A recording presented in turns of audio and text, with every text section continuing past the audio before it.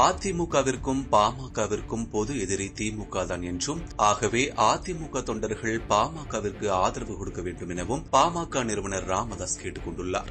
ஏற்கனவே அதிமுகவினர் பாமகவிற்கு வாக்களிக்க கூடாது என அக்கட்சியின் பொதுச் செயலாளர் எடப்பாடி பழனிசாமி தெரிவித்திருந்ததாக கூறப்படும் நிலையில் அவர் இவ்வாறு தெரிவித்துள்ளார். அதிமுக பாமக ஆகிய இரு கட்சிகளுக்கும் பொது எதிரி திமுக தான். எம்ஜிஆரும் ஜெயலலிதாவும் திமுகவை தீய சக்தி என்றுதான் அதிமுக தொண்டர்களுக்கு கற்றுக் கொடுத்தனர்.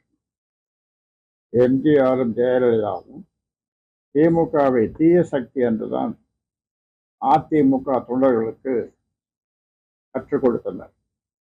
அந்த தீய சக்தி இந்த தேர்தலில் வென்றுவிடக்கூடாது.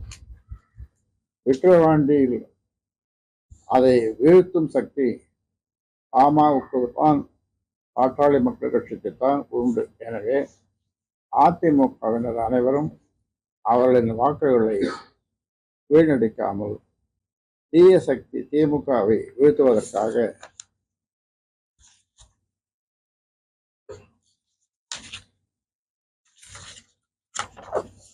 பாட்டாளி மக்கள் கட்சிக்கு மாம்பழம் சின்னத்தில் செலுத்த வேண்டும், வாக்களிக்க வேண்டும் என்று கேட்டுக்கொள்கிறேன்.